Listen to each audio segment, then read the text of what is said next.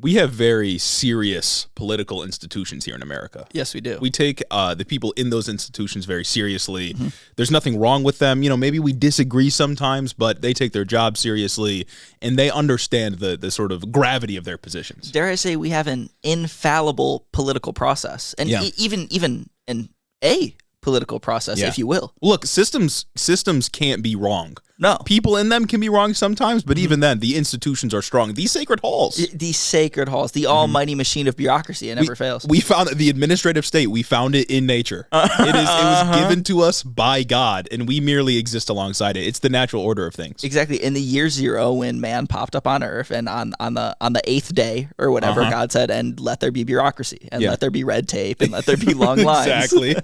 And he also said, "Let there be a Supreme Court of the United States." Exactly. And then, he said it's okay if one of the justices flies a flag that represents the January 6th insurrection. That's perfectly fine. Exactly. And it's okay that no conservatives will be mad at him for doing something bad to the flag. But the second, I don't know, some kid on a college campus even looks at it wrong, it's a big deal. But yeah, look, if you don't know what we're talking about, recently it was revealed that after January 6th, Samuel Alito, outside either his home or his holiday home or whatever, had a flag upside down, which represented, crying out for the January 6th protesters, wanting to protect them, that sort of thing. And then there was also another flag that I think is related to Christian nationalism, although I don't know exactly what that is, so don't quote me on it. It's just so blatantly obvious what side he's on. And he's apolitical. Well, of course, he holds apolitical office. I was going to say, Justice Samuel Alito, he's a justice on the Supreme Court of the United States. That's an apolitical office. Well, he's apolitical. He doesn't have any political beliefs, and also he wouldn't do anything political. No, and thus this must mean something different. The nation is in disarray, not necessarily that the election was stolen. Oh well, you want to know what his explanation was? His wife's explanation. His wife put it up. Yeah, my wife. Come on, which is the most traditionally masculine thing to do. Blame the wife. Exactly. Put it up. Hide behind your wife. Look, we're talking about traditional American institutions, and what the men in those institutions did was blame women for all their problems. And you know what? That's the most conservative thing Alito's ever done. Exactly. Fuck all the rulings, all the 7-2 rulings he's been on the wrong side of. Blaming his wife for something such a high-profile political accident.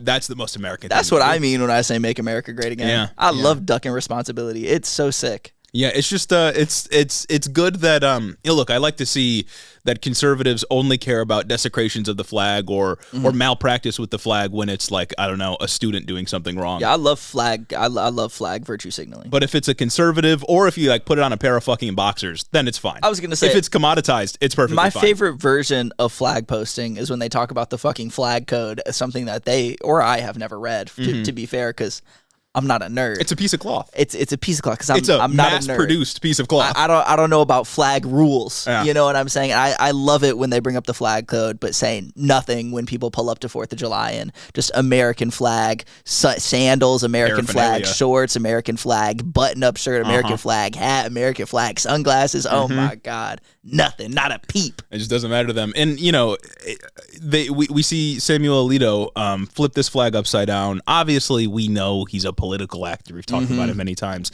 But then it kind of sealed the deal when he went on fucking Fox News to talk about it. Did you see that? A borderline unheard of.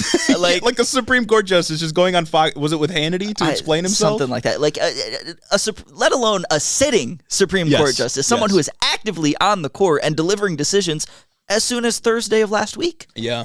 My. It's just pretty blatant that this institution, it's I don't know if it's lost its path or if it's just sort of revealed to what it's always been, but it's not good. Look, and from Hiddo, from the bottom of my heart, as one half of the Hiddo podcast, I'm sorry to report that one of the great American institutions, the Supreme Court, has completely fallen. We've lost it. It's a period of mourning. Memorial Day now takes on new meaning. Yeah. And I'll be remembering what was once a great institution that never delivered bad decisions. Yeah, well, and that's exactly what I mean. Is it's just fallen now. Yeah. All the previous decisions. Well, I mean that's how the process works. Exactly. Sorry. If you lost rights in previous Supreme Court decisions, that's just that's democracy. Exactly. That's just infallible institutions. But now that Sam Alito's desecrated the flag, now I care. 100%. And that's how it should be. Exactly.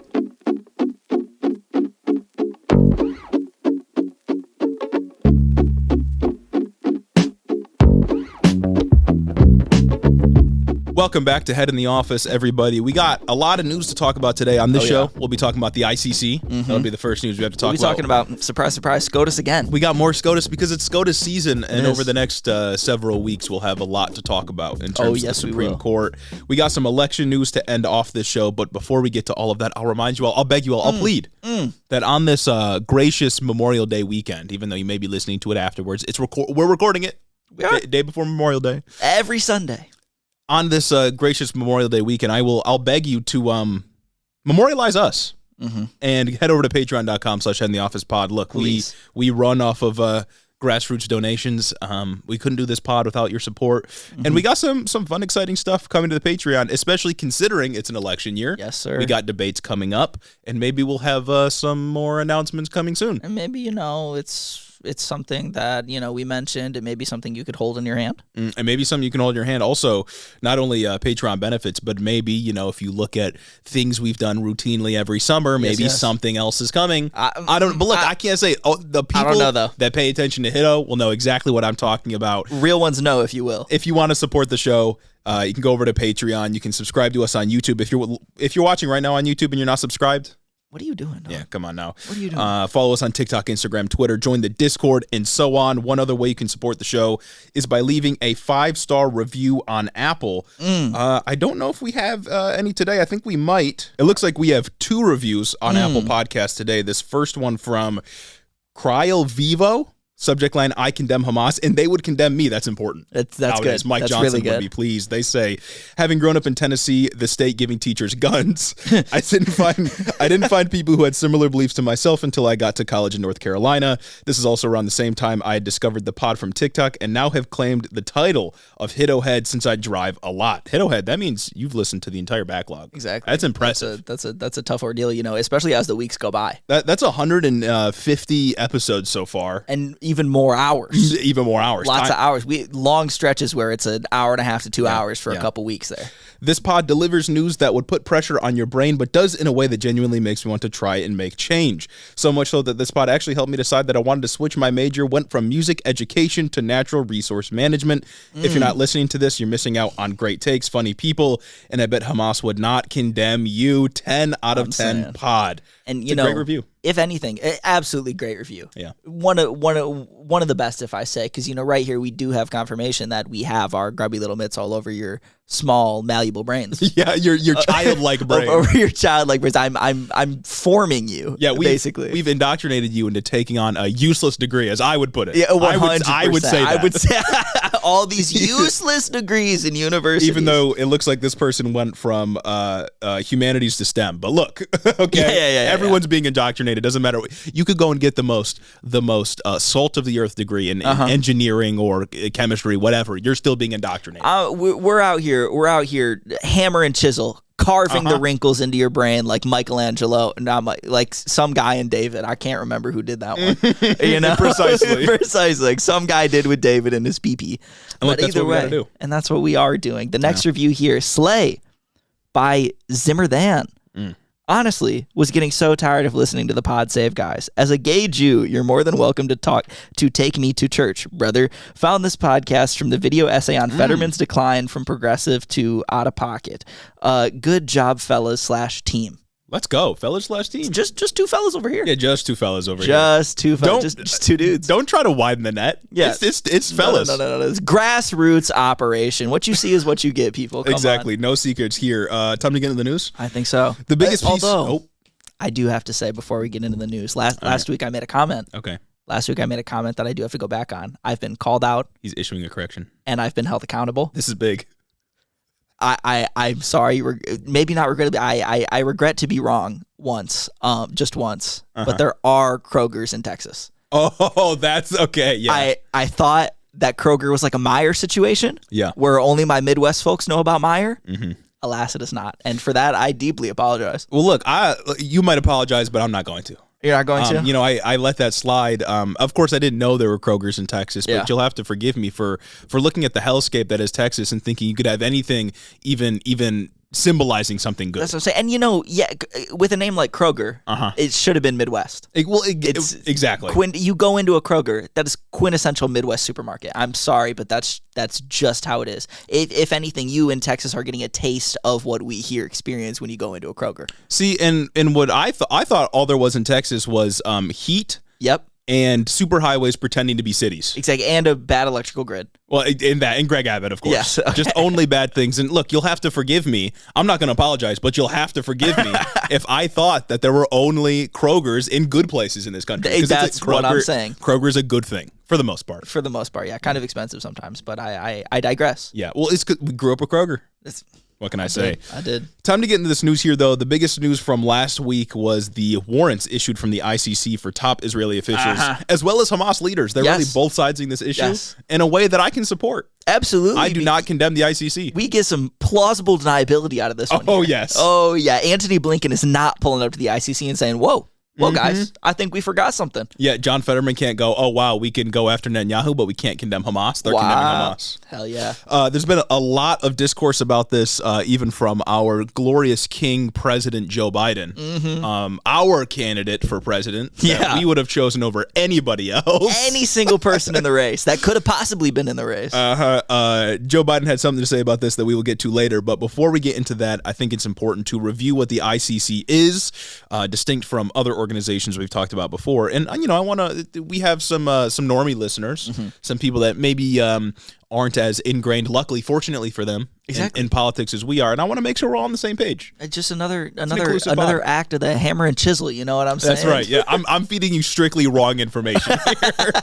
So the ICC stands for the International Criminal Court. It was created in 2002 under the Rome Statute, which is an international agreement that was drafted in 1998. The Rome Statute is basically a document that has a bunch of different provisions saying, like, as countries, as leaders, we won't do war crimes. That's basically what the Rome Statute is. Interesting. Sounds like it sounds like a good statute that reasonable. I can say on principle, very good. Yeah. However, in practice, I'm not sure how many people remain accountable to it. Yeah, Rome Statute. It's just this. I think it was the impetus for it was the Rwandan genocide. Okay. Basically saying we won't do genocide, we won't do mass starvation, we won't do X, Y, and Z. Right? Oh, okay. Yeah, good things. Yeah. Well, not good things, but good statute against bad good step, right? Yes. Yeah. And it sort of formed off of the. It's sort of a spiritual successor to the Nuremberg trials. You know what I mean? Okay. Nuremberg trials, of course, were putting high-profile Nazis on trial for the war crimes that they committed. But at that time, there was no formal process internationally for dealing with people like, the Nazi army. So it was really shoddily put together and didn't have any real formal procedures, but the ICC and the Rome Statute very much are formalized agreements in accordance with international law as it exists today. Okay. So it's sort of a big deal.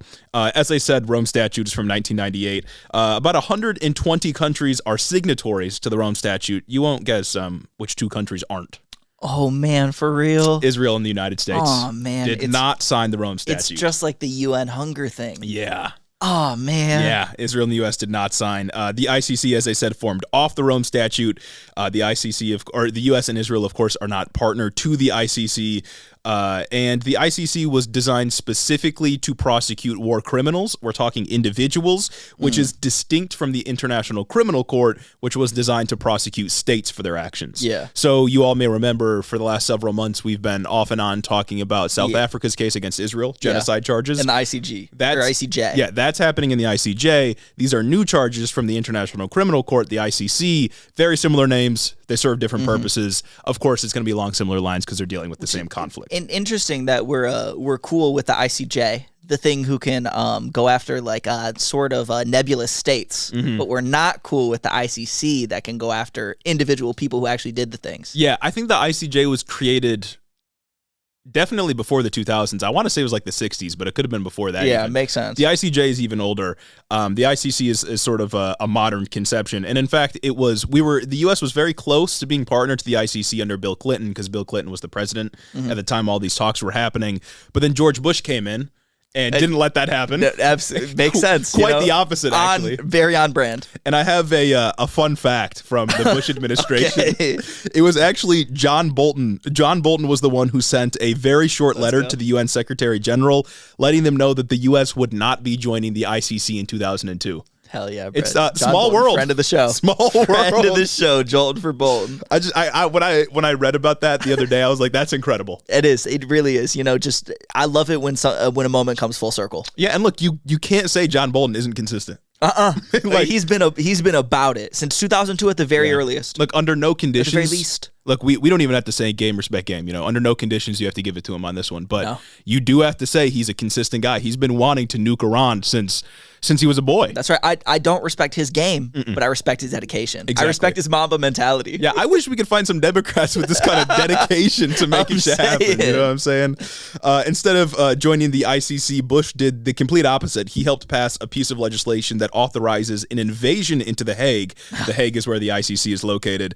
If American citizens or allied personnel are held there, which means allied personnel, I would assume, counts for Netanyahu. So if Netanyahu's there, the president, Joe Biden, has full authority to invade The Hague if he deems it necessary. Now, wouldn't that be something? Wouldn't that be something for the bingo card? That would be incredible. My. It invades The Hague in like September. Right before the general. Oh my goodness, man. He starts a new war. And then Trump gets to say he started a new war. No, I didn't start any wars. I didn't start any wars. So that brings us to today. On Monday of last week, literally 24 hours after we recorded the pod, I was very upset about this.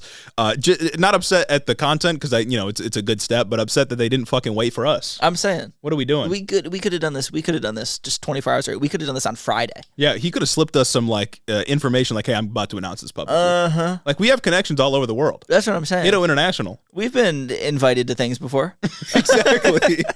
But 24 hours after we recorded the pod last Monday, Karim Khan, a prosecutor for the International Criminal Court, announced that he is issuing or requesting arrest warrants for Yahya Sinwar, who is a Hamas leader, as well as two other Hamas guys, as well as Netanyahu and Yoav Gallant, which are, of course, Israeli officials. Yoav Gallant is the defense minister, I think. Okay. Or somebody in the war cabinet, very close to Netanyahu. We should have just thrown one at Ben-Gvir.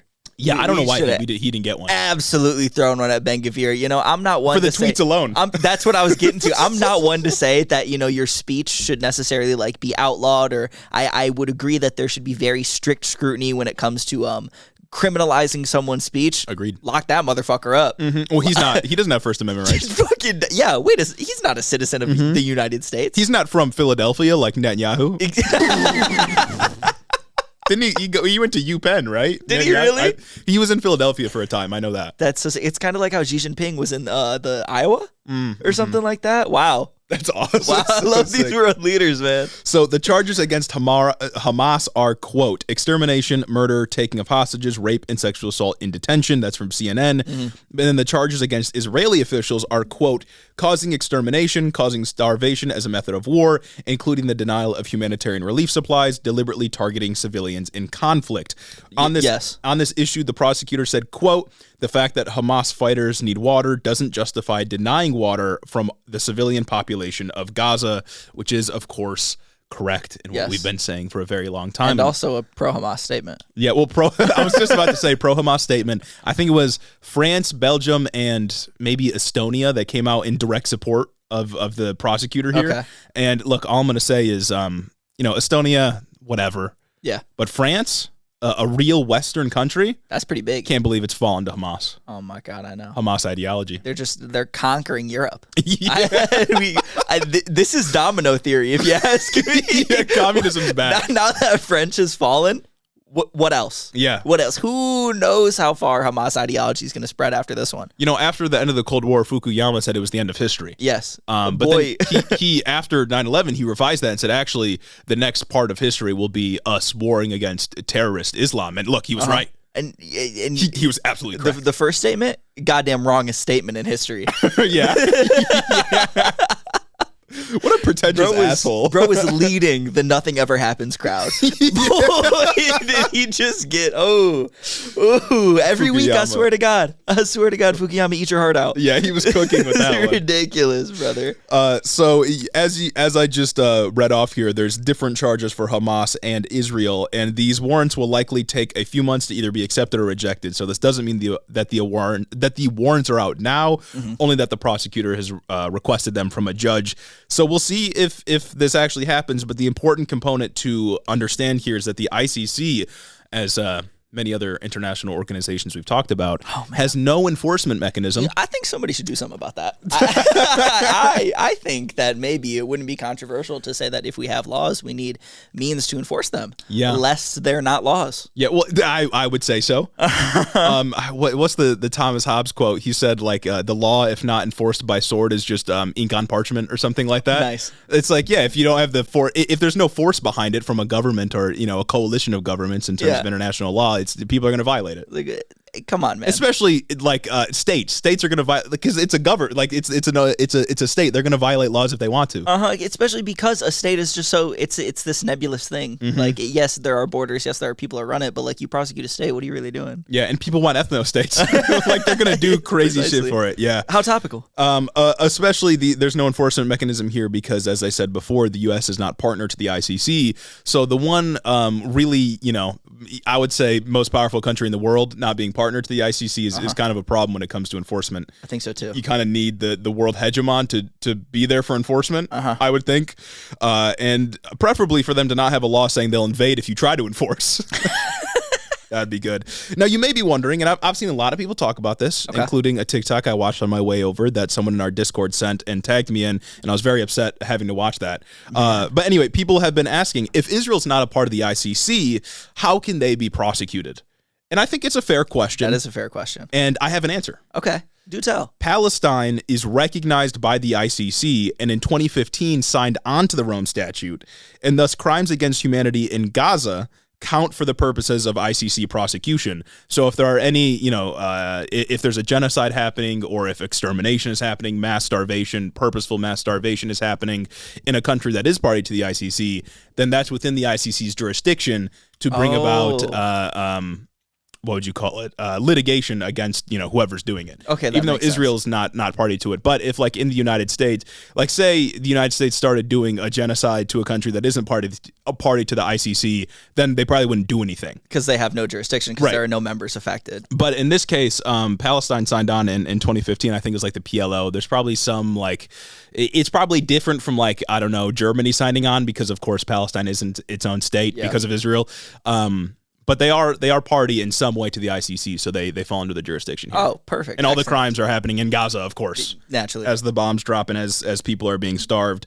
However, as I said, even if these warrants do go through, Netanyahu and Hamas leaders are safe, basically, if they don't go into territories that are partner to the ICC. So Netanyahu can just stay in Israel and really nothing's going to happen to him. But if he does go to, like, France or Germany or anyone else that's partnered with the ICC, I think that they are obligated to, what's the word? Arrest him or... Yeah. Send him to The Hague, basically. Send him to The Hague. Arrest him and send him to The Hague. I don't know if they actually would, but that is what the rule says.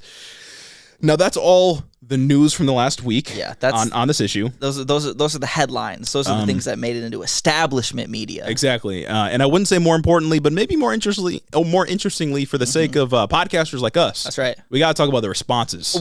Look, guys and girls and lock in. And look, everybody. Yeah. We love narratives. I love it. On this podcast. And so, whenever something insane like this happens, we got to do a deep dive into what the great minds that control discourse are saying. Yeah, the minds that control the world. Look, the small cabal. the people that just control the world and control all your thoughts. You know what I mean? Yeah, we definitely got some bangers in here. And look, I don't want to. I wouldn't go so far as saying it's more important. Yeah, of course, but look, the way that our politicians respond to these things, I think, is revealing. And as we said earlier, the Supreme Court has fell. I'm really starting to think that all those right-wingers that say the West has fallen might be onto something, but not for the reasons they think. This is true. It's not because there's gay people in video games now. It's because we literally don't respect the fucking institutions that we helped set up. Exactly. Well, it's like just more broadly how conservatives love to talk about how, like, wages are a problem, but never love to talk about any of the right solutions to low wages being a problem. You know what I mean? Or the classic retort back in 2020 when, people like us would argue systemic racism is real. Yes. They're like, oh, well, it's not a racist issue. It's a class issue. It's like, okay, well, let's solve the class issue. No. No. No, I'm actually good. I like that one. Yeah. But the response to the ICC issuing these warrants for Netanyahu and others has been nothing short of just fucking nutty. Absolutely nutty. First, Netanyahu, of course, said he's basically going to continue the ethnic cleansing campaign. He didn't say it in those words, but he said we're going to keep going. He also said if we go after him, we'd have to go after George Bush. Oh, nice. I love it when he compares himself to someone who we do not look at fondly. George Bush killed like 1 million people. Exactly. And it's I feel like nobody right now looks, other than the lunatics, like the hawks in Congress, nobody looks back at the war on terror and says that was a good thing. We had this discourse 3 years ago and we pulled out of Afghanistan, and I'm pretty sure the national and international consensus was, yeah, guys, we fucked up on that one. That was a bit of an oopsie. Yeah, I think you'd be hard pressed to find even like 30% of voters that would say that, yeah, we were justified going into Iraq and Afghanistan. I don't think people at this point in time think that George Bush made the right call, and people that are informed on the issue would probably say like, yeah, George Bush is responsible for, at the very least, thousands of American soldiers' deaths. Yes. Like it's pretty obvious at this point, and comparing yourself to him, saying if you got to arrest me, you got to arrest him. Okay, yeah, me personally, I'm not doing that. If I'm trying to absolve myself of responsibility, if I'm trying to prove my moral actions, man, wow. Yeah. Netanyahu said, "Well, if killing people in mass is a crime, then you better lock him up too." Okay, word, bet. I'm down for that. People also keep referring on this specifically. I think Netanyahu said something similar, as we'll get to. Joe Biden said a similar thing. People keep saying that the ICC is unjustified in bringing these warrants against Netanyahu and Israeli officials because Israel has democratically elected leaders. What the fuck does that have to do with anything? Well, and it's like, according to the Zionist narrative, Hamas was democratically elected. Yeah. You know what I mean? In 2005, but still. Oh, he was democratically elected so he can starve people. Yeah. So he can deny people food and water. Oh, I get it now. He can literally kill people who are under his control because he was elected. Well, it's like I don't want to make a comparison to a certain country in the 1930s, but you know who else was democratically elected? This is true. I won't say it. This is true. I'll let you fill in the blanks, but just being democratically elected does not mean that you can just do war crimes, no consequence. Have our leaders always been this intellectually lazy? I guess so.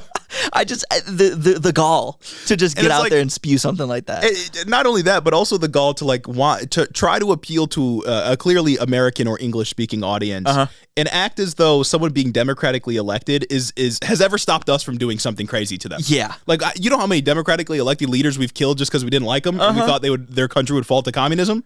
And it's also like, forgive me, I don't know much about Israeli politics and Israeli political machinations, but I'm pretty sure there are a lot of problems people have with Netanyahu's rise to power, especially recently with protests that were going on with reforms he was making to the Supreme Court beforehand. So I don't even know if that's the best metric we can go off of here. Well, yeah, and I think recently I saw, I think it was from the Times of Israel, maybe it was from somewhere else, that Israeli protesters are getting arrested like now. Israeli protesters against Netanyahu. Yesterday, as of today, Sunday, when we're recording, on Saturday, Israeli protesters. It's funny. I was reading that this morning. They are protesters who are protesting Israel and their actions towards, like, their attitude towards hostages, right? And on the surface, Israel loves to go out and say, bring them home, bring them home. This is all for the hostages. Everything that we're doing when we bomb the places the hostages could be, we're doing it to bring back hostages. When we fucking kill 2 hostages in the street, we're doing it to bring them back. As they speak Hebrew and wave a white flag. Exactly. And have red hair. Yeah.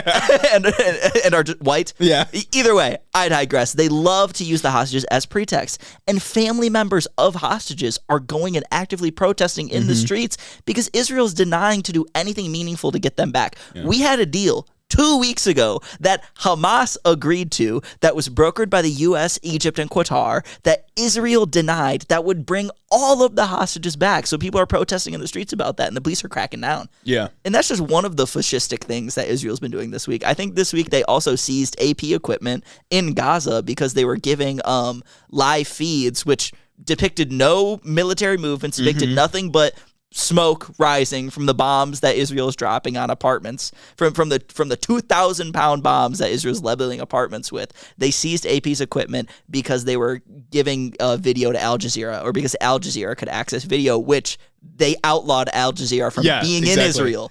Like, yeah, the Al Jazeera's got to go somewhere to get the news now because they can't be there. And can Al Jazeera also not be distributed in Israel? I think officially. Yeah, and I think the argument was that, like, oh, it's a Qatari-based organization. Hamas. I think they said Qatar. It's, Hamas has their fingers in Al Jazeera. Well, of course. Well, Hamas is everywhere. Exactly. That's why they bombed those journalists' houses. Hamas has taken over the French Parliament, broke out, basically. Which is Emmanuel Macron. A crazy shift for France. Mm-hmm. Oh my goodness, to be pro any brown people, crazy shift over there. Yeah, so because 2015 they banned hijabs or something like that. And they're like, no, we're doing this to help you, something like that, and they still talk about it. And oh my goodness, man. France is historically very Islamophobic. Yes. So I don't know if it was Macron or maybe it was somebody else in the government or just the government generally, for them to say ICC's good here. That's crazy. Whoa, now. Maybe I'm not so ashamed of my French background. Exactly. Precisely. Look, we are slowly atoning for our sins, and we'll get there one day. Exactly. Success, not a straight road. Mm-hmm. There's a lot of twists and turns, and maybe a little bit of backtracking because sometimes you got to take a step back to take 2 steps forward, and that. Oh, we're taking some steps. Did you also see that Ireland came out in favor of Palestinian statehood? It was Ireland and 3 other countries, actual countries, probably EU member nations or some shit like that, came out in favor and recognized, I think, was it just the West Bank or was it Palestine in general, Gaza included, as its own independent state?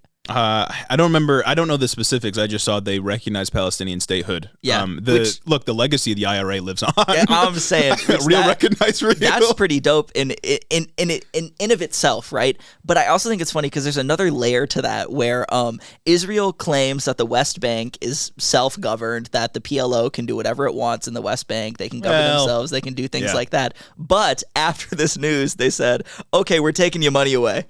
Oh, yeah. Well, self-governed, right? So that's pretty good. When we have this area, they can do whatever they want, but under our thumb only. That's it. So that's another thing that happened this week, man. It's been crazy. Yeah, no, it has been crazy on the international stage. I need Ireland to come out and say Biden's not a real Irish Catholic pretty soon. That'd be gas. Because the Irish are coming out here in support of Palestine. That'd be proper world news. That'd be proper world news. Yeah. Moving forward with these nutty responses, though, I got one from Senator Lindsey Graham. Oh, okay. Lindsey level Gaza Graham. Lindsey wifeless Graham. Wifeless. This is true. Traditionally masculine Lindsey Graham. So Senator Lindsey Graham said, quote, "As far as I'm concerned, the ICJ can go to hell. It is long past time to stand up to these so-called international justice organizations associated with the UN." Nice. I love how he called out the wrong institution. Yeah, well. And then a group of GOP representatives introduced legislation to sanction the ICC. Representative Brian Mast, a Republican, of course, said, quote, "We may not recognize you, but you sure as hell will recognize what happens when you target America or its allies." Brian, what does that mean? Brian, what are you alluding to? Yeah. Brian, what are we talking about? Brian Mast is the same guy that wore an IDF uniform onto Congress's floor. Oh, he's the same guy that stole valor? Yeah. Yeah, because he handed out food for the IDF once, and then he got a uniform, and then he wore it to the house. Man, it's pretty sick. Dudes like that are always reliably on the wrong side of history. At every turn. Oh my goodness, man. Yeah, Brian Mast is rough. And then, of course, we get to President Joe Biden, the man who's going to be on the ballot, the man who seemingly is trying his hardest to lose. Absolutely. In this upcoming November. Joe Biden said, quote, "The ICC prosecutor's application for arrest warrants against Israeli leaders is outrageous. And let me be clear, whatever this prosecutor might imply, there is no equivalence, none, between Israel and Hamas." And look, all I have to say is a sort of running theme of the responses to the ICC warrants has been that this prosecutor is making a false equivalence between Israel and Hamas, and that it's unfair because these groups are not the same. And to that end, maybe a hot take, I'll give it to you. They're not the same. Yeah. Israel's worse. If we go pound for pound, body for body, just in this conflict alone, Israel is far worse. And it's also they're not the same. Their charges are different.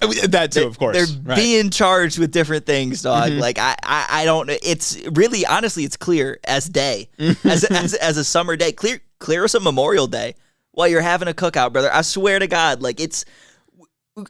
it's almost insulting how they don't even try to do propaganda anymore. Know. I feel like propaganda probably used to be so artful.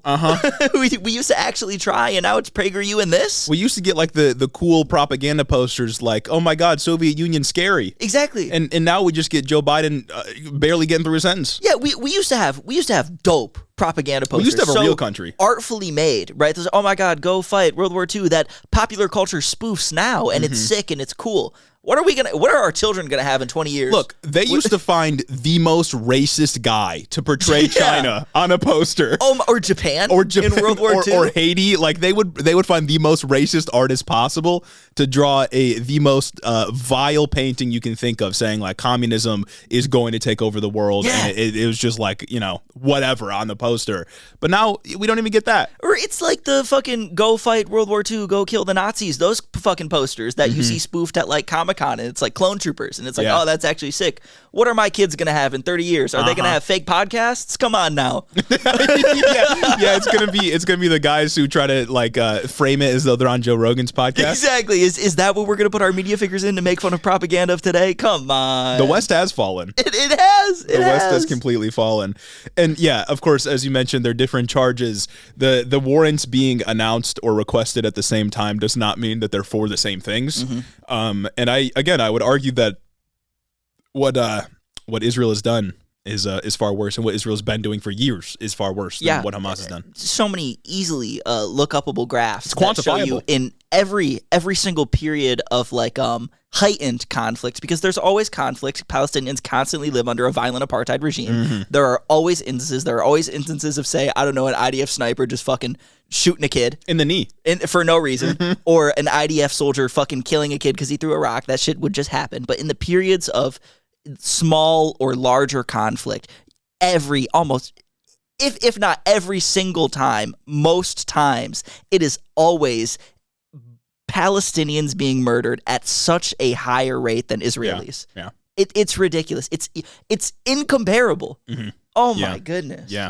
Ultimately, I think it's a good thing that the ICC is going after both Hamas and Israel, because of course it at least attempts to take the argument away that like, oh, this group doesn't condemn Hamas, therefore we don't have to consider anything that they're saying.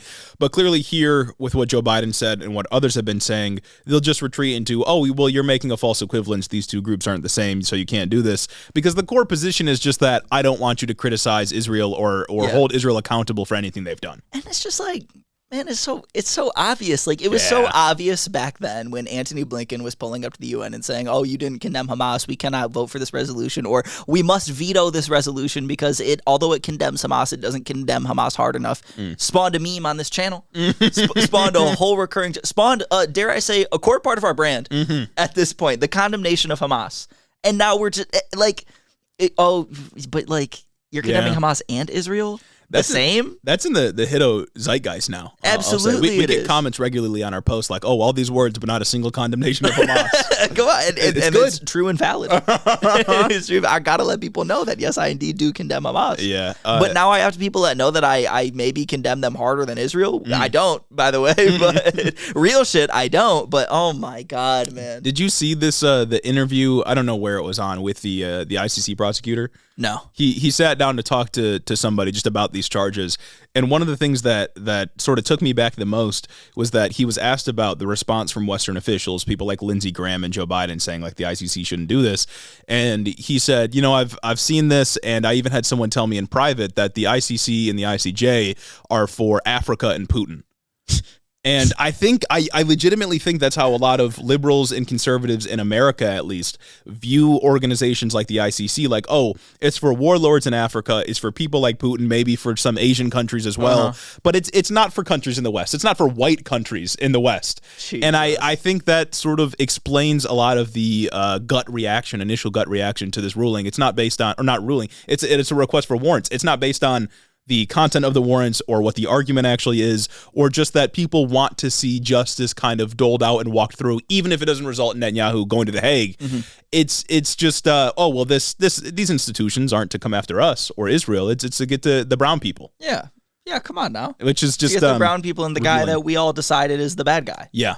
I mean, to be fair, Putin is a bad guy, but yeah, and it's just it's sort of revealing how these organizations aren't to provide for a fair and equal international community. It's just for hegemony, right?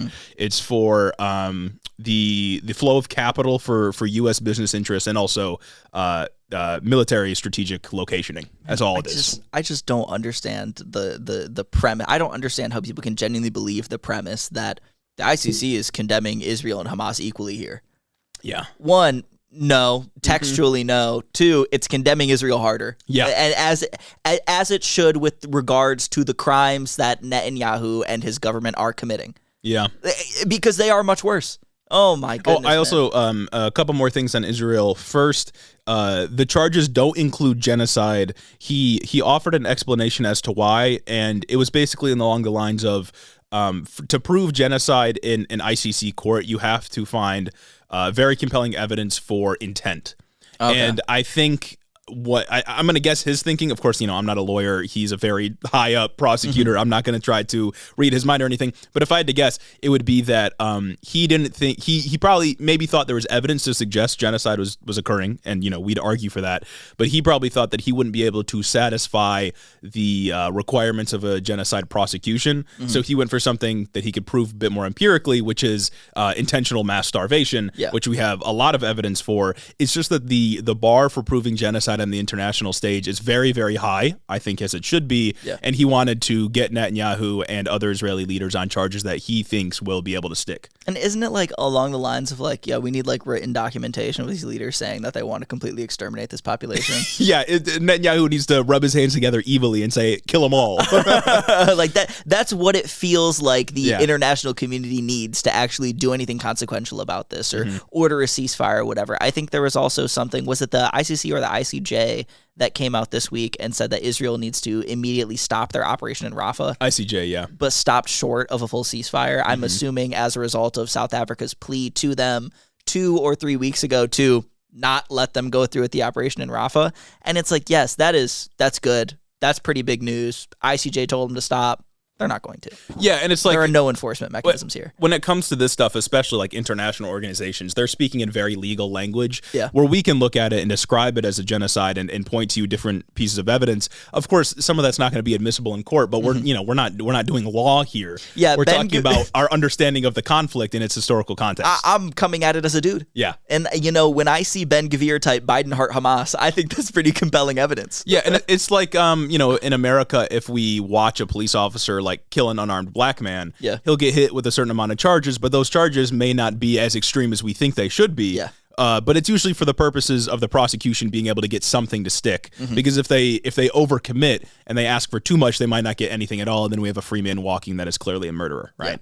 Yeah. It's illegal language. Don't lose hairs over this. It's going to be very complicated. Bad. Yeah, exactly. The one other thing I meant to mention last week was that there was this there's some new John Fetterman misinformation floating around. Okay. John Fetterman-esque misinformation. Because the UN, there was something that was misinterpreted from the UN where Fetterman and other conservatives were saying like, oh look, this is proof that Hamas has been overcounting the dead bodies in Gaza and has basically been trekking us, right? Okay.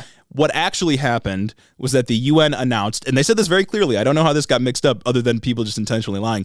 The UN very clearly said of the 35,000 at the time reported dead bodies that the Palestinian Health Ministry had found, 25,000 had been positively identified, meaning that they have identified 25,000 of the 35,000 bodies. Names and fucking social security numbers or whatever. Yeah, exactly. This doesn't mean that 35,000 haven't died. Yeah. It's that they've only identified 25,000. In fact, it's uncontroversial to say that more than 35,000 likely have died. Yeah. Fucking look at pictures. And you know what I mean? And like, even if it was only 25,000, so what? This would put us back into where we were in like what, February? Yeah. It doesn't make that. Wow. Oh my God. Only 25,000 people were killed. Oh my God. Only like, Jesus Christ, man. It's like, wow, you said 10,000 kids have died. Well, really, it's only 5,000. Yeah, exactly. It's like, well, we're still in the same place we were before. You're telling me you've only killed 15,000 innocent people? Oh, you were saying that we killed 25,000. It's actually only 15,000 innocent people who did nothing wrong. Yeah, so I win the argument. Exactly. Yeah, so if you see anyone running around saying like, oh, well, the Gaza Health Ministry lied again about how many bodies, no, they haven't. It's just the UN takes time to like process this because so many people are dying so quickly. My favorite line is the Hamas-run Gaza Health Ministry. I love it's like the AP just throws that at the end of like every single bit of Israel-Palestine coverage. And the death toll right now is sitting at 35,000 as declared by the Hamas-run Gaza Health Ministry. It's like, well, everything's Hamas run in the Gaza Strip. It's the government. Yeah. It's the government, man. The government that Netanyahu promoted. Yeah. Funded? Yeah. Funded? Yeah. My mind. I think that ends our international news. You know what one of my favorite activities is? What? Reading. Oh, I love reading. I love literature. And one of my favorite things to read are the reviews we get on Apple Podcasts. Always. Not only do I love to read them, but it's a really great way to support the show. If you want to help us out, go and leave a 5-star review on Apple. As always, we read them here on the show. And if you want to make me happy, if you want to become my non-parasocial friend, that's right. One step on the 1,000 steps that it takes to get there is to leave a 5-star review on Apple. We'd really appreciate it. Just remember, my friendship, it's for sale. Mm-hmm. And if you want to become one of my friends, you can go to the Patreon, or completely for free, you can leave a review on Apple. And even if you don't want to become my friend, don't you want to see another human smile? Exactly. So consider leaving a review on Apple. It really helps out the show. It's a free way to do it. And you'll be one step closer to being a real friend of ours. Exactly. Now, with that, back to the episode. While we're talking about the law being complicated, legal jargon, yada, yada, I think it's time that we have a full circle moment for this episode. Yeah. And bring it back to the courts, specifically Alito's court. Yeah, the court's Although he's not Chief Justice, he loves to fucking yap like he is. I swear to God. And SCOTUS season is back. SCOTUS is so back. And get ready for a lot of liberals to be like, oh, you should read this powerful dissent. No. I won't. I'll make my own dissent. Exactly. I saw that Sotomayor wrote like a 35-page dissent or something. That's cool. Take it to a publisher. Precisely. I'm sorry. Take it to a publisher. Write a book. That's not me. That's not what I do here. And also, dissent's important part of history. Keep it in the archives, whatever. They are. It's good. I'm not coming out against it, but it doesn't matter. It doesn't matter. Exactly. Unless it's like, I don't know, particularly interesting or offers insights that I couldn't find elsewhere. Look, right, I care about dissents insofar as they tell us where Clarence Thomas wants to go next. That's what we can learn from dissents. Lest Clarence Thomas tell him himself. Yeah. Oh my goodness. But yet, SCOTUS season being back, we got another decision to talk about. Oh, a banger, I hope. And it is. It's absolutely a banger. I mean, what is SCOTUS season without 6-3 decisions?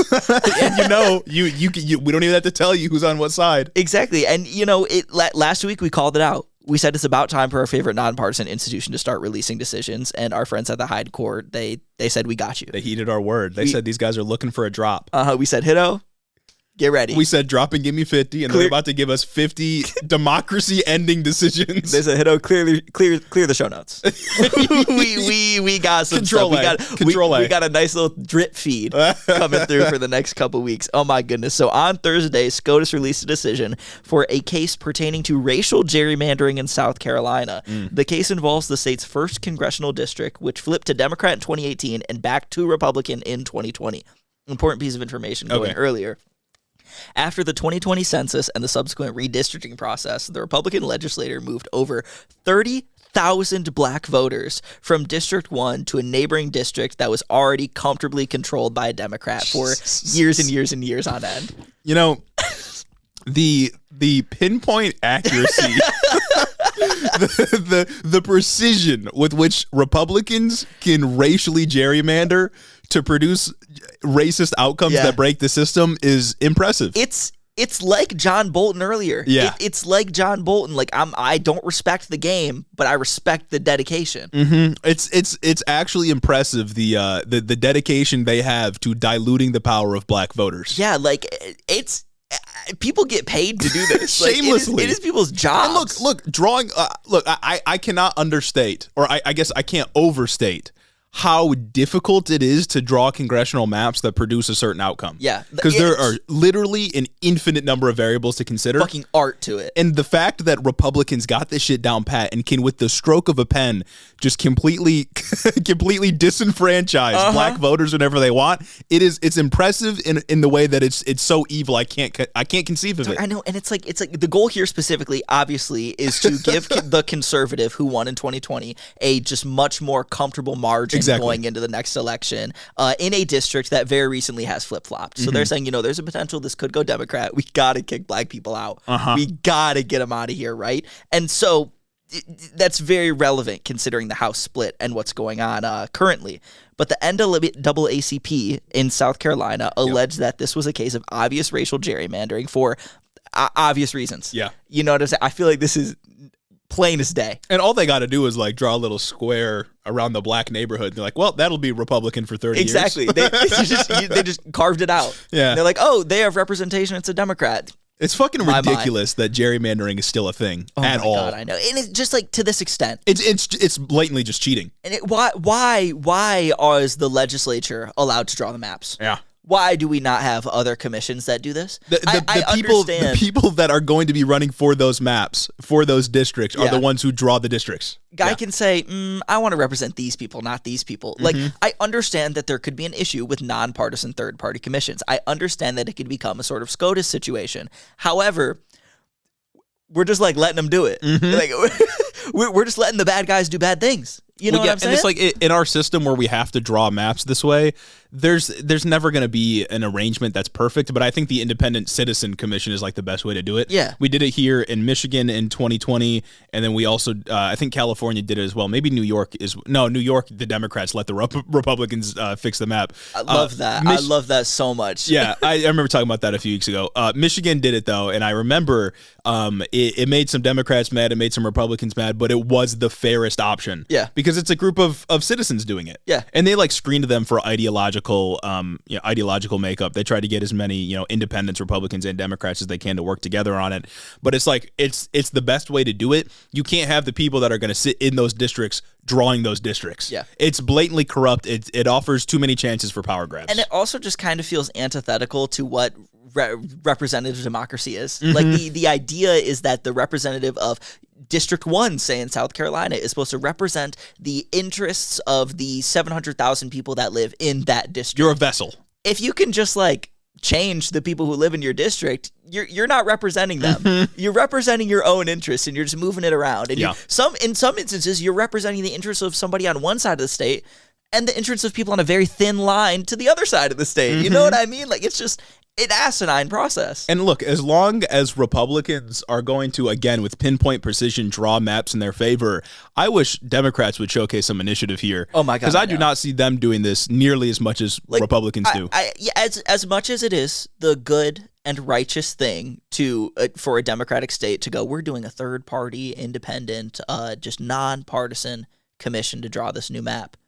Why can't we cheat a little bit? Well, no, I think the right thing to do is to have the independent commission do it. But to the extent that you won't do that, like you can't, like Republicans should be kept away from this shit at all costs. Exactly. There should be reforms done at a national level that stops everyone from doing it. Yes, we should not cuck ourselves from doing it. The goal of the system that we have right now is to cheat as much as you can while getting away with it. And I would love it if Democrats could cheat, because, they aren't going to cheat in such ways that are, we are not letting these black people vote. Come on now. Yeah. They're going to split, a rich neighborhood in two. They're going to do something like that. They're not going to move the black people away. Again, when it comes to map drawing, there's never going to be an arrangement that makes everybody happy because it's a broken system. It's a system primed for cheating because gerrymandering is just cheating. But again, as long as Republicans are going to be this eager to draw a box around a black neighborhood to ensure that their vote just doesn't count to the next election, we should be doing the same thing. Fight fire with fire sometimes. We should be preventing them from having this kind of power. Exactly, because the more we can prevent them from having power, the wider our gap is, the easier it is to pass legislation to do the right thing. I think it's simple calculus. And the more seats that we hold in various states, the less they can just completely disenfranchise a whole city. And the easier it would be to keep it up. And not let them get the legislature back for the next census. I remember, I think it was our 2022 election stream when we were looking at gerrymandered maps. Is it like Illinois District 4 is like there were some crazy ones in Illinois, and I remember the one around Cleveland where it's just the entire top portion of Ohio, and it's like, what the I know what you're doing here. It's so obvious what you're doing here. Jeremy, they must all have similar interests. Or the Texas eye patch district for Dan Crenshaw. That's good. That's crazy. That's poetic. Yeah, Dallas is just Dallas. Every city in Texas, because the cities are blue, Austin is destroyed. Austin is split into, at least last time I remember, I don't know if the map has been redrawn, but Austin, to the best of my knowledge, is split into 6 different districts, isn't it? Something like that, and they all include portions of the city and then the suburbs, which are Republican. So that it can be all Republican representatives. So that's why don't we do that? That's good. That's gas, actually. But what are we going to do? Split up rural America? Yeah. Come on. Look, and if you're saying like, oh, you just want to cheat and you don't want Republicans to be able to, it's that, again, the system is set up in such a way that somebody's going to be drawing the maps. Yeah. And if it's not a fair third-party independent citizens commission that's going to be doing it, Democrats shouldn't just let Republicans get away with it. Exactly. It's I want no one to cheat, but in absence of standards, I would like to get a leg up. It's a broken system, yeah. You know what I mean? I don't think there's anything wrong with that. But back to South Carolina and their disenfranchisement of 30,000 black people. The NAACP challenged this, obviously. Got to. And a panel of 3 federal judges in district court reviewed the facts of the case and ruled in favor of the NAACP, unanimously declaring that the state did indeed unconstitutionally gerrymander on the grounds of race, because, yes, they did.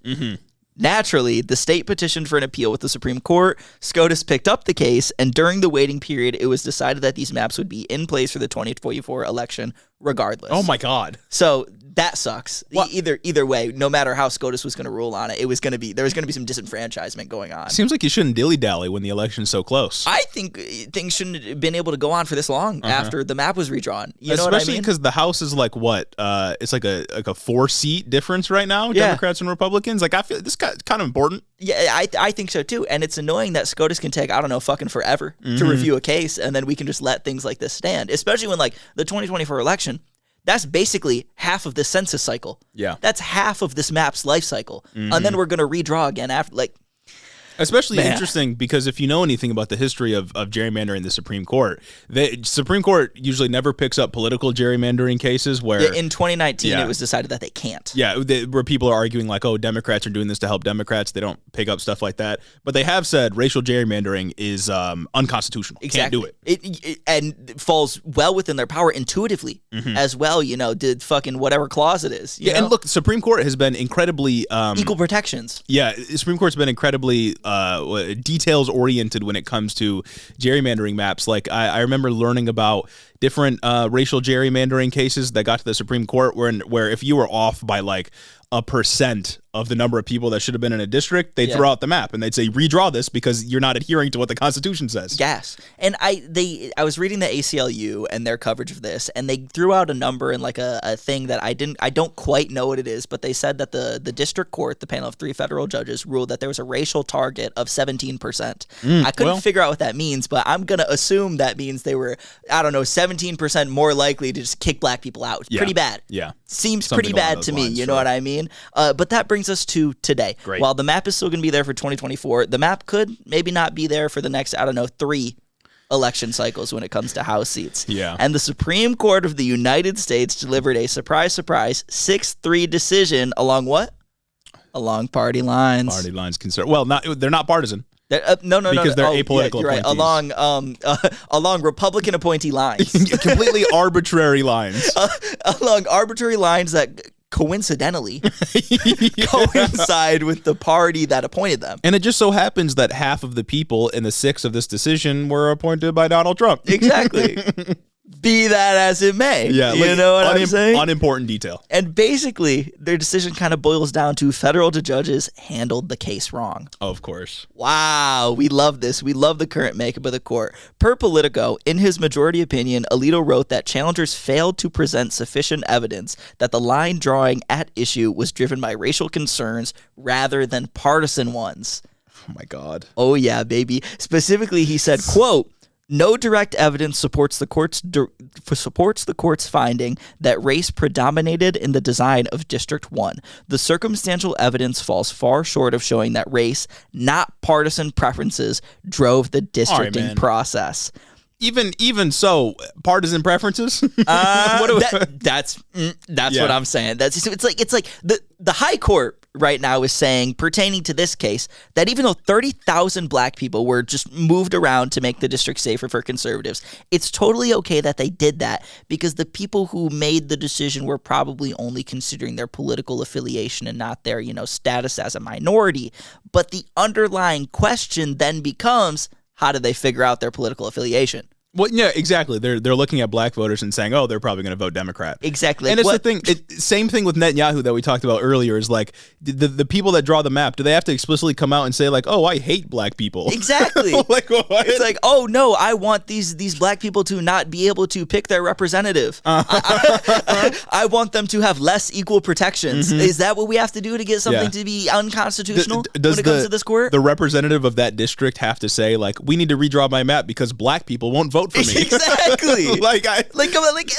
And broadly, you can't prove anything at that point. Broadly, this kind of just gives conservatives across the country plausible deniability to say that they are only disenfranchising this group of minorities coincidentally. Yeah. And it's because they voted Democrat. How they found out that they vote Democrat, who knows? Yeah, all they got to do is get in front of Alito and say like, "Oh no, Your Honor, they're Democrats." Your Honor, they voted blue. I don't understand what I did wrong. Your Honor, I cheated in drawing the map because they're going to vote for a Democrat. Don't ask how we guessed. Don't ask how we found out they were Democrats. But like, come on, that's what happened. Yeah, come on, Your Honor. These people, man. They're DEI. Kind of a devastating decision coming out, and I feel like it's very fitting that this is one of if not the first that we talk about this season. Mm-hmm. You know what I mean? I feel like it's only going to get worse. Although I don't know what's on the docket. I don't know if there's anything crazy. I was reading through it. You know what? If there's no world-ending decision that comes out next week, maybe next week we'll spend some time talking about what's going to come up this season because there are. One of the things, I'll give you a sneak peek when I was reading through it. Do you remember the decision? I want to say it was last year or maybe a couple years ago. It was the EPA versus somebody. West Virginia, yeah. And West versus West Virginia. And the Supreme Court basically ruled that some legislation was not to be basically the Supreme Court stripped powers away from federal agencies to be able to interpret laws that fall into their realm of expertise. Oh, right. Yeah. There are more decisions like that on the docket this season. So, given recent histories, I'm not too geeked about those. Yeah, I think we talked about how, federal agencies need to be able to interpret the law as it's written. Otherwise, they literally can't do their job. Like, discretion is a part of how you run a bureaucracy. A federal agency is created because Congress cannot know everything. Mm-hmm. Congress, as we've covered, that's what it was, passes about 3 laws a year. Yeah, it's like they can. The EPA is only supposed to do things that Congress explicitly said that it could. Yes, and it's like, well, then it can't do anything. They cannot derive their power from powers that they were given, or they cannot derive anything. They can only be told what to do, and at that point, they're just Congress. Yeah, well, at that point, they just work for the legislature, and that's not how we can run anything effectively. Yeah, that's also like I gotta feel like that's not in line with the Constitution, right? No. Like executive agencies, executive branch. Yeah. So that was a decision that happened a while ago. That's sort of coming back, and I'm sure more rights of agencies will be stripped away. I'm sure maybe somehow it'll have implications for the IRS and whatever. Blah blah blah. Oh, good. There are other cases, somebody versus the FDA, about whether or not mifepristone can be used as like an so abortion is yet again awesome at the court. You know what I'm saying? 6-3 decision. You can't have this drug anymore that has other uses as well. 6-3 decision. The FDA was wrong. I'm a scientist. Or maybe a 7-2, or maybe like a 5-4 decision to keep it around. But Clarence Thomas writes a dissent where he's like, this should be illegal everywhere. And speaking of Clarence Thomas, we haven't really talked about him. A bad decision came out, and we haven't mentioned him yet. Mm-hmm. Yet. Oh, so he's a part of the story. Yes, sir. Another incredibly notable facet of this decision was a friend of the show, Clarence Thomas. He wrote a concurring opinion. Of course he did. He had something to say. He can't help himself. And it's crazy because, we were talking about dissents earlier. Sotomayor wrote a dissent for this. I saw a little bit of it, saw some notable parts. They were just like, she wrote a scathing dissent. Okay, cool. Yeah, of course she's going to. She's on the other side of the spectrum. Yeah. She thought this was a bad decision, which it was, to be fair. And while I don't like to check out dissents too much because it's like they don't mean anything, Clarence Thomas's concurrents are always bangers. Yeah, well, because as soon as the decision is made, he goes to his clerk and he's like, "We're writing something." He's like, "Get the pen working." I've been thinking. He's like, my boy Alito's got some good stuff to say, but we got to write something. And then he gets out there like Drake at the end of the Heart Part 6, and he's like, it's good to get the pen working. Like, get a little exercise. Woo! So he certainly got the pen working. Whether or not it was working right, I'll leave that up for you to decide. But I want you, Jeremy, to guess what landmark decision he decided he was going to come at. Oh, I think I already heard about this. You did? Yeah, was it Brown v. Board? Yes, sir. Oh, a week after the 70th anniversary. That's good. He spent a lot. a portion of his dissent just absolutely criticizing the Brown v. Board decision. The thing that undid segregation, by the way. Exactly. Oh my God. And it's so ironic because he replaced one of the judges that ruled on that case. How the mighty have fallen. Yeah. Can you imagine? Could you imagine doing something just unambiguously good? So good. Overturning Plessy v. Ferguson. Exactly. Yeah. It's just something so good. One of the things for the literal history books that landmark Supreme Court decision. And then the guy who comes to replace you, vehemently anti it. And he's like, and anything good. Maybe things can be separate but equal. Maybe we could do that. When you forced integration, you force people to that's violence. That's violence, exactly. You violently integrated black people into white children's classrooms. And it's crazy because it's like this dude Clarence Thomas got so mad that the court had the opportunity to correct a racial injustice that he looked back at previous racial injustices and said the court had no business doing anything there either. I'm not going to do anything now, and they shouldn't have done anything back then. Dog, what's your fucking job then? I'm saying! Jesus Christ. I swear to God, whenever something like this comes to the court, Clarence Thomas makes it his personal mission. To say, no, this should have slid. And you know what else I didn't like?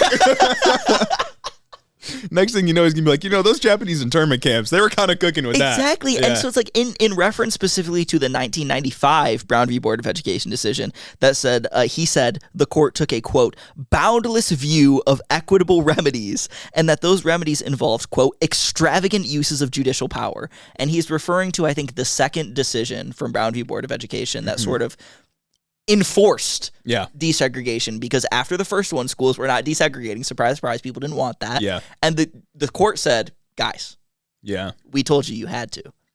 And Clarence Thomas said they never should have done that. They should have just let them disregard it. That's crazy. It's good, man. Madness. It's so good. And he's also been a long-standing critic of Brown v. Board of Education. Look, and it's like, it's one thing if your critique is like, it shouldn't be up to the Supreme Court to make these changes. Like, Congress should be stepping in. Yeah. And like, when it comes to like Roe v. Wade or other important decisions from the Supreme Court, Brown v. Board maybe, Congress should have done something. Absolutely. But to just come out against it in general and say like, we shouldn't have done anything. It should have just stayed the way it was. Come on, man. Because, I could understand and empathize that maybe there's an element there that's the Supreme Court. It's not their function constitutionally to say, no, actually, we made this decision. You guys need to follow it. Yeah, Congress should act right. It's the legislatures, but I'm not coming out against Brown v. Board.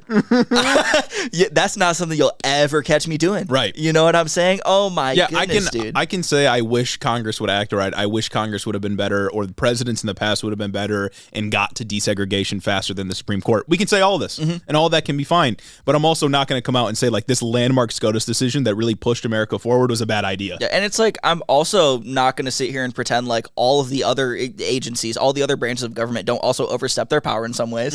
Let's be real now. Yeah. Let's not fucking play with this. Like, and it's specific. Like these institutions are human created. You know what I mean? None of this is real in the sense that we didn't find it out in nature. It's they're all human creations in accordance with the government we set up for ourselves that has changed over time. Of course, sometimes we're gonna be a little loosey-goosey with the rules. Exactly. And if it pushes society forward, that's okay as long as we can protect that progress, which it seems like we fucking can't. That's what I'm going to say. Call me a hypocrite when I call out conservatives for doing it, but I think it's good to bend the rules for good things and bad to bend the rules for bad things. Classic Hiddo take. Good things are good. Exactly. Bad things are bad. That's a Hiddo axiom right there. That's something with which we build every argument upon. Yeah. And that's a first principle. I think it's a good one. Yeah. But it doesn't end there. Per Axios, Clarence had this to say about today's gerrymandering ruling. He said that the federal courts have limited power to grant equitable relief. Quote, not the flexible power to invent whatever new remedies may seem useful at the time, which I think is an incredibly interesting quote, considering this case involved the constitutionality of racial discrimination, something that is unambiguously within the Supreme Court's right to rule on. Well, yeah, and it's like, he doesn't have any hands for Plessy v. Ferguson. Like, he's not coming out and saying, like, okay, Brown v. Board, we overstepped, but also Plessy v. Ferguson, we should not have said separate but equal is cool. Yeah. Like, he's got no hands for the Supreme Court decisions that are blatantly evil and racist. But he's got hands for ones that are, like, pushed us forward, got us the civil rights movement and stuff. It's like he's just ignoring the fact that, yes, this is within your power. And he's ignoring it by saying that, well, because this was on partisan grounds. Yeah, and look, if he wasn't married to Ginny Thomas, interracial marriage would be gone in a split second. My God. He already came for it, didn't he? Did he? In his Loving v. Virginia, he came for... Did he not mention Loving v. Virginia when he mentioned I think he mentioned Griswold, which is I can't remember. Sodomy? Griswold v. Connecticut, which no, that's contraception. Yes, Lawrence v. Texas is sodomy. The one he left out from that era was Loving v. Virginia. Okay, all right. Specifically because he's married to a white woman. Yeah, that'd be crazy. But I guarantee that if he wasn't, he would come for that one as well. Which is like also crazy because he did that incredibly cynical concurring opinion for the Dobbs decision. yes, that's where we got the roadmap. Nothing to do with sodomy, brother. Oh my goodness. But yeah, he will be able to make good on Griswold versus Connecticut. Schedule, yeah. he will be able to make good on, I guess, like a facet of Griswold versus Connecticut this term when they talk about mifepristone and abortion pills and things like that. But it's not looking great for the term up ahead, man. I can tell you that. We also had Trump recently saying that he would consider banning some types of contraception. He was asked, and he was like, well, I have a plan for that, and I'll let you know. Okay, cool. Didn't he say something the other week about like how like, no, that shit's like cool, actually? He's probably gone back and forth, but I know he was in an interview recently where they were like, would you consider banning certain types of contraception? And he was like, well, I've got a plan. It's coming out very soon. Man, you got to respect a guy that's willing to say anything. you got to respect a chameleon in its truest form. He'll say whatever. Say anything to get more favor. That's kind of sick. Yeah, coming for we're really going back. The West truly has fallen again, not because we've got like black people taking on roles that historically have been played by white people in TV shows. Yeah, or black people in Japan. Yeah, in a video game. In a video game, the literal, real historical character. Yeah, not because we have underrepresented groups in media now, but because we've just given up on respecting institutions or these like hallmark decisions that defined a period and pushed America forward. We've given up on that, and conservatives are just like, yeah, we're gonna just make things worse. Yeah, you know what? I don't like that. Man. Yeah, Western society. But some things that I do like are election news. Oh, I love elections. We got a general coming. It's 2024, baby. Come on. We cannot go a week without shoving it down your throat. Yeah. And unlike the more liberal podcasts, we will not be talking about Trump's, what is it, the bribery case? Stormy Daniels. Stormy Daniels, God, yeah. I cannot fucking stand that news. I don't care. Is it a big deal? Yeah. Presidential candidate doing bribery. He should... everyone is created equal under the law. He should be prosecuted to the fullest extent. He should have his days in court, which he has had. We'll probably get a decision soon. Yes. I just don't care. We have an hour to two every week to yap about the things that happened. If I was a liberal, sure, I'd be talking about that all 2 hours.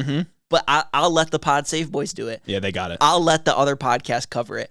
I have limited attention. I got more things to do, better things to do. I should not be worrying about what fucking Michael Cohen said during cross-examination. I don't care. Oh my God. Exactly. I simply don't care. When I will care is when the Supreme Court inevitably releases a bad decision about Trump's presidential immunity. And then we'll talk about that stuff again. Yeah. Or I really cared when Vivek Ramaswamy, Doug Burgum, and J.D. Vance all pulled up together outside the courthouse. Oh, that's good. To shit on, wearing matching suits, to shit on Trump's judge because Trump had a gag order and he couldn't do it. I respect that. That's cool. Well, I don't respect it, but it's funny as fuck. Yeah, that's hilarious. Yeah, I respect, again, the dedication. If somebody on my side did that, I would think that's cool. And yeah, the audition for vice president, because that's what that is, really. It's good. It's good. I respect it. Apparently, I've been hearing people say that Tulsi Gabbard is a pick for VP. That would be good, because that would get a lot of left-wingers to be like, oh, maybe I'll vote for her. Man, I'd cry. You remember when she left the DNC to go with Bernie? To endorse Bernie? Not because she had other, more devious reasons? And she's anti-war. She's pushing against Ukraine funding.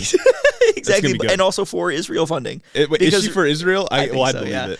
I saw a clip. I was watching Majority Report the other day, and I saw a clip of her on, I think, the Christian Broadcasting Channel. Oh, of course. And she was talking about how, yes, Ukraine funding is bad, but I think she mentioned that Israel funding is good because I don't know if these are her words or the words of the guy who was interviewing her, throwing her softball questions, said something like, Israel's they're on the front lines of radical Islamist terrorism. So that's what we got to fight. Oh, France, too. They've fallen to radical Islamic terrorism. I'm not pro-war, but I'm pro-crusade, I guess. I don't know. Well, getting into the election news this week, we got to start off with our glorious king, Donald Trump. Perhaps next president? I'd say it's like 50-50. Yeah, with the effort Joe Biden's been giving this election cycle, I can't call it the anymore, strong showing. man. I really can't call it. Yeah, at long last, we have yet another entry in our ad series. We haven't done an ad series in a while. Oh. But I have an ad that was officially released on Donald Trump's various social media accounts. Okay. And I think it's worth a listen. And I should note that half the experience here is visuals. And we'll talk about the visuals a little bit. But there is a voiceover, and there's people sort of there's a guy that's like saying things about the next Trump presidency. So I think we should take a listen, and then we can get into the deeper analysis of what we think this ad is like. I think we should too, man. I'm so geeked. I'm so geeked for them to start releasing policy. And I'm so geeked for, I don't think Joe Biden will do this, but I think it would be good if he tried to hit him on a topic from the debates in 2020, the healthcare thing, about how Trump's like, I have a healthcare plan, I can do it, but he never did. And he just lied. I think it'd be good. I don't think he will. But I want more moments like that. I'm looking forward to it. I'm looking forward to this. Yeah, debates are going to be fun. But let's look at this Trump ad, and we can analyze it. Okay, excellent. What happens after Donald Trump wins? What's next for America? The economy booms. American energy is unleashed, and an end to crushing taxes. The border is closed, and the largest deportation in history is underway. Oh. No more wars. As we focus on home, law and order is restored. The American dream is back, and the best is yet to come. Make America great again. Interesting. Okay, auditorily fairly, as bad as it is being in the state that we are in the Republican Party, fairly regular things that are being said. Well, we want to literally deport every brown person in the country. Well, yeah, to start off, I don't know if you caught it there, but the text on the screen said 15 million illegal aliens deported. And it was posed as like a headline, like, oh, this is something Trump's going to do. That is a mass ethnic cleansing campaign. A lot of people. Unimaginably harmful. And look, I'll say this for the sort of economic fiscal conservatives, insanely expensive. You can't move that many people very cheap. That's insane. Yeah. Oh my God. Okay. All right. Word. I know you didn't catch this because I didn't catch it when I saw it first. Isn't it like 3% of the population? It's an enormous amount. Oh my God. Yeah, okay. All right. 15 million people. The more controversial component here, and what caught a lot of people's attention, was that within the video itself, a lot more subtly, there was a line of text that said the following: industrial strength significantly increased by the creation of a unified Reich. And I'll pull up a picture, and I pretty on the nose. Was it in one of like the headlines or something that they were flashing on screen? Oh, yeah. My. It's kind of on the nose, right? Kind of to the point, I would say. Like we don't have when a new Democrat ad comes out, when the DNC pushes out something new, we never get moments of somebody, I don't know, slipping in Mao was right, or like capital. Yeah. Nobody's ever slipping in how much should a linen coat cost. Yeah. Nobody's throwing that block of text in there. Yeah. But multiple times now this like election cycle, we have seen just explicit Nazi sayings or symbols creep into these campaign texts. Well, yeah, and that's the thing I wanted to bring up, is that people have traced this video back to a video template that was made in Turkey, where it was actual news clippings it was basically B-roll of like actual like World War II, Hitler, Nazi Germany stuff. Oh, word. It was a video template. Okay. That they either took and didn't pay the guy, maybe they paid him, whatever. That's not really the point here. But my question is, why does this keep happening? Yeah. Like, even if it is an accident, I'll grant you that for the moment. Okay. Pretend it's an accident. This shit keeps happening. It happened with Ron DeSantis and the fucking Black Sun Sonningrad in the background. Donald Trump has repeatedly said Hitlerite things like leftists are vermin, like immigrants are poisoning the blood of the country. A home dude stood in front of the Hitler car. Was that Dr. Oz? Dr. Oz stood in front of Hitler's actual car, or a replica of it. Sometime. Yeah, and then we never have Trump like accidentally quoting Angela Davis. Like why, if this is a mistake, why is it always Nazi shit? Yeah, no one's ever slipping in the will to change. Yeah, no one's ever quoting fucking Rousseau saying like man is born free but is everywhere in chains. Exactly. It's always something from Hitler. Like why? Like it's every single fucking time too. And it's also like even if I will grant them the plausible deniability that, oh my God, this is something that slipped through because they just ripped a video template. That's not any better, honestly. Well, yeah, you didn't pay attention. You didn't pay attention, and I'm pretty sure it is multiple people's entire jobs to pay attention to things like this. You know what I mean? Like shit like that just doesn't slip through the cracks. Yeah. There are multiple people that these things have to go through to get approved. Like this is not like, man. Yeah, and even if people want to believe that it did slip through the cracks, that they just didn't notice because it was a video template and the people that were really paying close attention noticed it. He keeps saying shit in line with what was actually in the video. And it's also like, has there been a retraction of the ad? Yeah, he took it down like 18 hours afterwards. But it was posted on Trump's accounts. Then they took it down. But again, he keeps saying stuff in line with what a unified Reich would be. He said he'd be a dictator on day one. Yeah. Like, what do we... It's not that far of a stretch to believe that it was intentional, that it was a subliminal message for the people that were meant to hear it. Then the wider audience, the wider public heard it, and then they took it down. It's for the Tiki Torch and Khakis guys. Yeah. Like, this is who that ad's for. It's probably to be one of those fucking guys that made it. You know what I mean? But it's just like, death of the author and whatnot. The text is out there in the world for people to interpret. People are going to see that. People are going to read that. People are going to be like, yeah, this is my fucking guy. People are gonna be like, yeah. The worst people in the country are going to be like, yeah, this is my fucking guy. Look at what he's doing. He's really got it like that. Again, like why you're never accidentally quoting Marx or Malcolm X or like anybody good. Yeah, nobody's ripping a template that's headlines from fucking communist Russia. Like, oh my God, Lenin, whatever. Yeah. Golly, man. Very interesting to me. Not to mention, of course, that the actual intended message of the ad here is fascist enough to begin with, right? We're talking mass deportations. There were pictures of ICE arresting, I'm going to assume, non-white people. Like, the message of the ad was already pretty fascist. The Unified Reich thing is just, pretty in your face once you notice it, and is something that kind of lit the internet on fire over this ad. Speaking of Joe Biden and trying to lose, like, it is kind of funny, like, Trump would close the border. Biden's trying to do that. That's not you, buddy. Yeah, he'll say it a little bit more nicely. Exactly. He'll say it bipartisanly. I've created a bipartisan commission to deport 15 million Americans. I've created a bipartisan commission to create a unified Reich. Exactly. I saw this tweet from End Wokeness, just one of the most awful, a cesspool of an account. Really, getting paid tens of thousands to post. I wish. I wish that were me. The shit that I would post if I was getting paid that kind of money. Oh my God, I could be a conservative very easily. Maybe I'd accidentally swip in the collected works of Mao into one of my things. I don't know. I don't fucking know. I'm starting to feel with the way these fucking leftists are acting. Like I'm gonna be Mao in a second. Oh my God, I'm about to vanguardism us. But either way, I saw this post of he said they're just saying it clear as day now, and it was a video. They're saying that they want these illegals to come in and vote Democrat, and it was a video of Chuck Schumer being like, "Yeah, we want a path to citizenship for these people."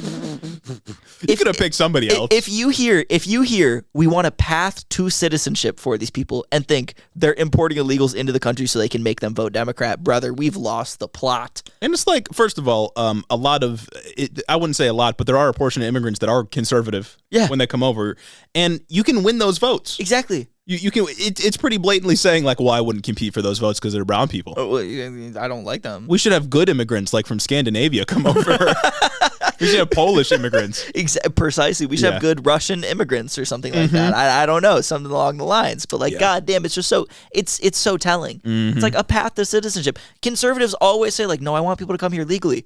But then when we want to expand the ability for them to come here legally, then it's a problem. I wonder why. And anytime we talk about immigration being good for the economy, not being bad for crime rates and so on, people always comment like, oh, well, our issue is with illegal immigration, not legal immigration. Don't conflate the two. And okay, fine. Yeah. But if we make legal immigration a little easier for people that aren't criminals, that don't have criminal backgrounds, you say we're diluting the white race. Well, I want you to have to go through a 15-year process of, I don't know, going through a bunch of tests that I couldn't even fucking pass. That eventually fails anyway and you don't get in. Exactly. I want you to do that. Like that's what you need to do to be able to, I don't know, fucking work here. God damn. Not to mention that the highest proportion of illegal immigrants come from overstayed visas, so they were already allowed for entry. But whatever. We're not breaking down immigration. Yeah, they've been deemed fine and okay. I don't think they're going to start committing crimes after the visa. After the visa expired. Other than overstaying the visa, I don't think they're like, well, my visa's gone. Time to join MS-13. You're more likely to get shot by a Texan. Exactly. And that's something that I would intuitively think. The other piece of Trump news is on Nikki Cavely. Nikki Cavely. How the mighty have fallen. So Nikki Haley has officially caved and said she would be voting for Donald Trump after campaigning against him. Of course, this is complete cowardice, refusing to stand on business here, Nikki Cavely. Just to remind you from CBS, quote, since the beginning of the year, Haley has called Trump as unhinged and more unhinged than he ever was. During a February rally, Haley called Trump not qualified to be president of the United States, but recently, Nikki Cavely described some hot button issues and said, quote, Trump has not been perfect on these policies. I've made that clear many, many times, but Biden has been a catastrophe, so I will be voting for Trump. That was Nikki Haley's line. Nikki Cavely going crazy with this one. Popping on with this one, I guess. Wow. After months and months of saying Trump's not fit for office, she's officially caved. Nikki Cavely. I wonder if there's some polling that I'm not aware of that maybe said that Joe Biden is successfully, I don't know, leaving the left, leaving the left behind and actually capturing the moderates that would have voted for Nikki Haley. And she's like, oh shit, that would be bad if he won again. Maybe I need to actually cave and endorse Trump. Or maybe there's some third party pressure that came into her and was like, Nikki, what the fuck are you doing? Yeah, it might be more likely that like she's head of a think tank now, so maybe she needs conservatives on her side. Oh, she's head of a think tank now? Yeah, that's it. The Hudson Institute or something? Why do they call themselves such dumb shit? Yeah, I don't know. Because they want to be taken seriously, but really it's a fake job. Yeah, absolutely. Yeah. Because like, come on. This is a think tank.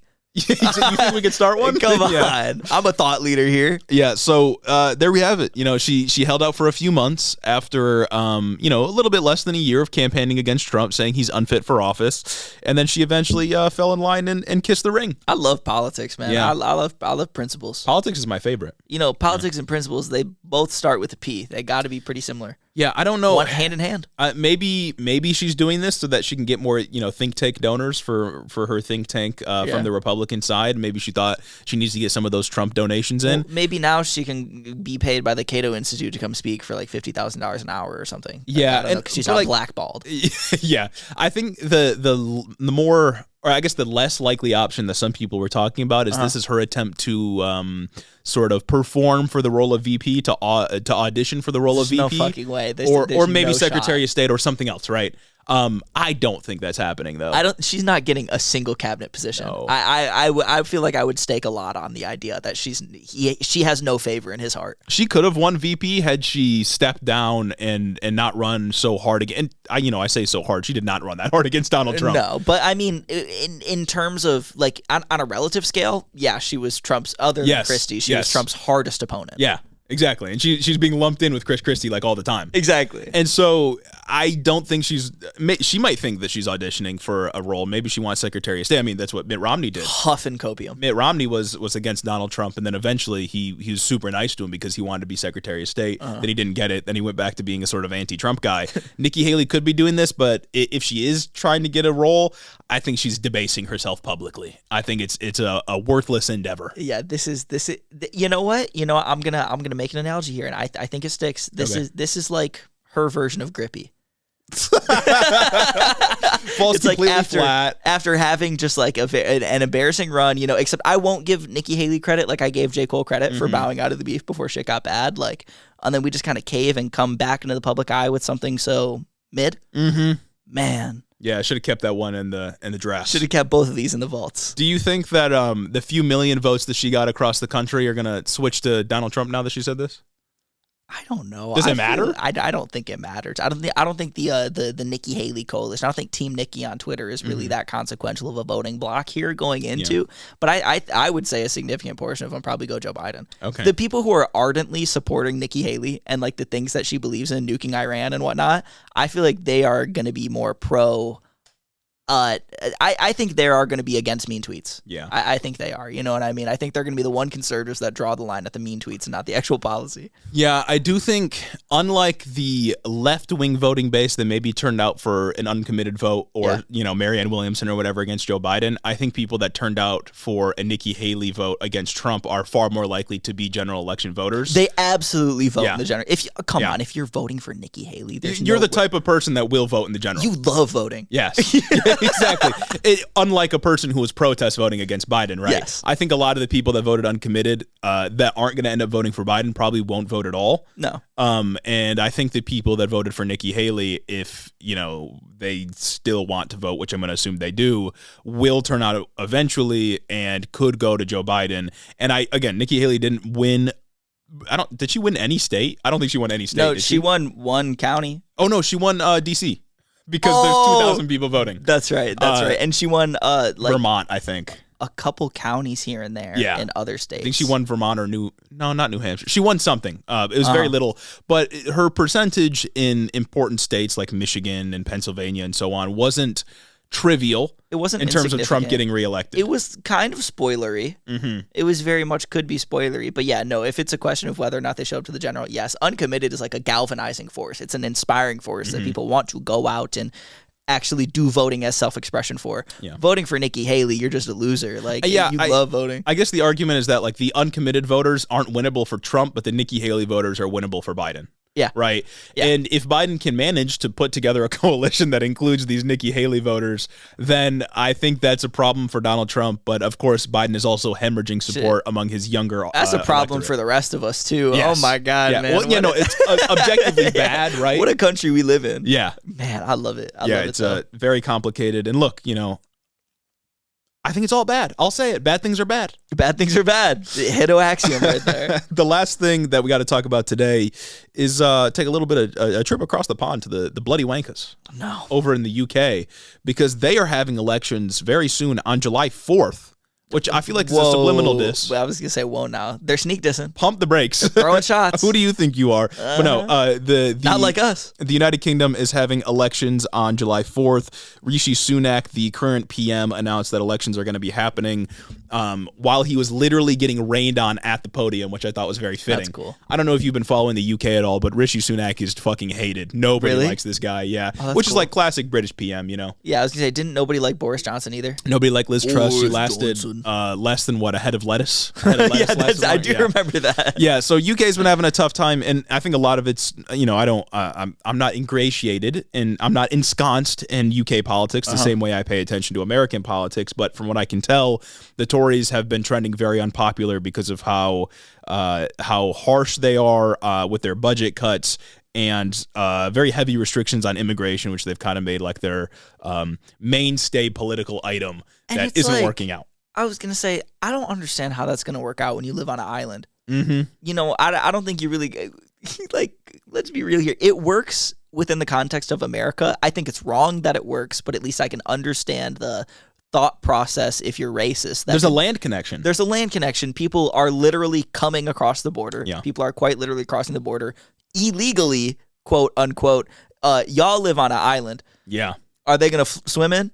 We have that too. It's like you live on an island and you have like one city that's producing value, and that's London. Like you don't have anything else going for you. You live on an island, and the moment there was a refugee crisis, you said we cannot have. Frankly, you could use the population infusion at this point. I'm saying, like the Brits, you kind of need this. You could use a little sauce over there.